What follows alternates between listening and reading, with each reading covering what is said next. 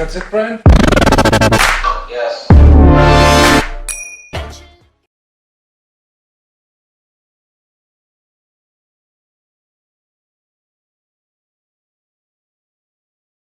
What do you want to be when you grow up, Olivia? An astronaut. I want to be a fashion designer. A basketball player. I want to be an actor. A doctor. A teacher. A chef. An artist. What do you want to be when you grow up? A mermaid. Do you know what a computer programmer is? Yeah, no. No. No. I think it's something that has codes and is able to decode a mystery. I think that they... Wait, what? Computer programmer? No. Nowadays, just about everything requires some form of programming. So, what is it? Programming is basically explaining to a computer what you want it to do for you. When you're programming, you're teaching possibly the stupidest thing in the entire universe, a computer, how to do something. Programming is one of the only things in the world that you can do where you can sit down and just make something completely new from scratch, you know, whatever you want. It's really not unlike kind of playing an instrument or something, or playing a sport. It starts out being very intimidating, but you kind of get the hang of it over time.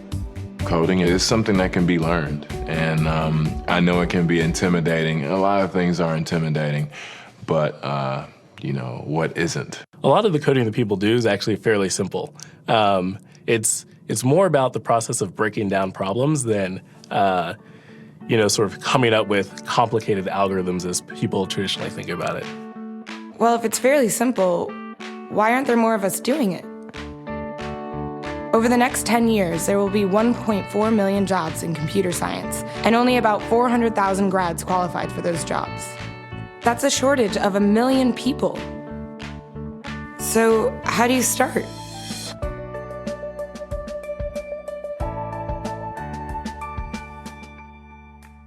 I was obsessed with maps when I was a kid, and cities specifically.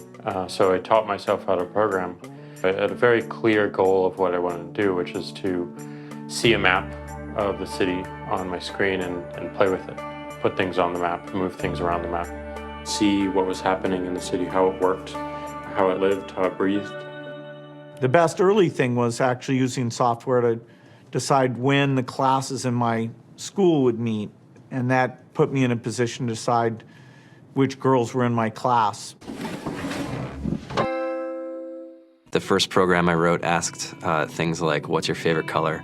Or how old are you? I first learned how to make a green circle and a red square appear on the screen. The first time I actually had something come up and say, hello world, and I made a computer do that. It was just astonishing. When I finally learned a little bit of programming, that blank wall resolved into a bunch of doors, and you open them, and finally you start to open enough doors that the light comes in. And to me, a finished program is like a structure filled with light. All the corners are illuminated. You understand the structure of it. It's a really serene feeling to have completed that.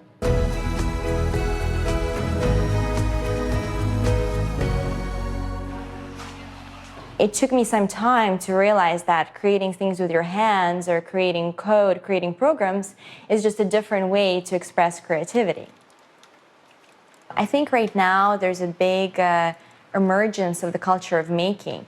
People who make their own scarves and hats, people who write their own apps. Now it's just limited by your imagination and sort of what kinds of ideas what kind of understanding can you build into the computer so that it can do these things that were previously impossible.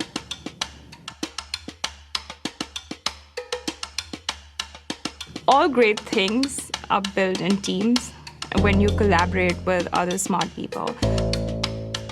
You're testing your ideas, you're stimulating each other. That's what makes us successful. It's not some flash of brilliance by somebody who then codes 24 hours a day for 3 weeks. It's what happened. The magic happens when we're all on the same page, collaborating and building something together. There's a much greater need in the world for engineers and people who can write code than there will ever be supply. And so We all live these very charmed lives. To get the very best people, we try to make the office as awesome as possible.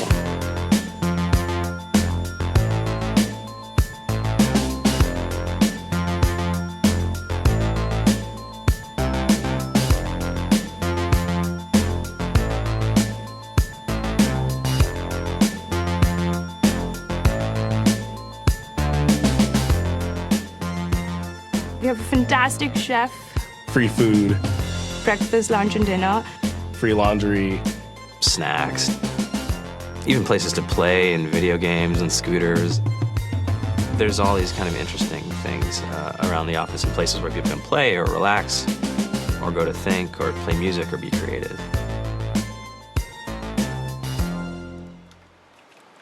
I went on the Bureau of Labor Statistics for the United States, and there's about a third of the pie that's all the things you would expect. It's, they're working in the government, they're working in typical technology jobs. But then, like, the rest of the pie, and it was the majority of the pie, just split down into these little teeny slices of every industry imaginable. And what it is, computers are everywhere. You want to work in agriculture? Do you want to work in entertainment? Do you want to work in manufacturing? It's just all over.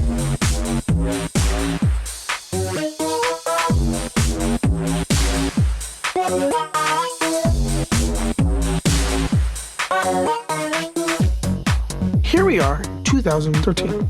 We all depend on technology to communicate, to bank, information, and none of us know how to read and write code.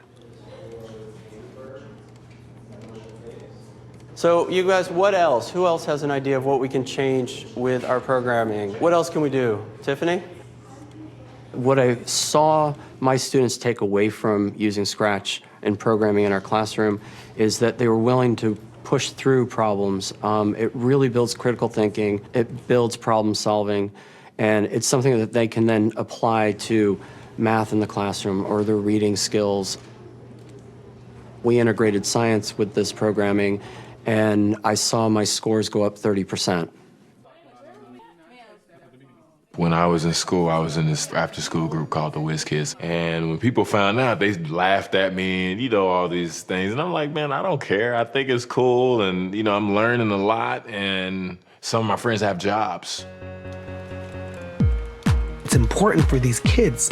It should be mandatory to be a citizen on this planet, to read and write code. I just think you have to start small, right? And I think that's one of the biggest misconceptions about computer science and programming overall is that you have to learn this big body of information before you can do anything. You don't have to be a genius to know how to code. You need to be determined. Addition, subtraction, that's about it. You should probably know your multiplication tables. You don't have to be a genius to code. Do you have to be a genius to read? Do you have to be a genius to do math? No? No?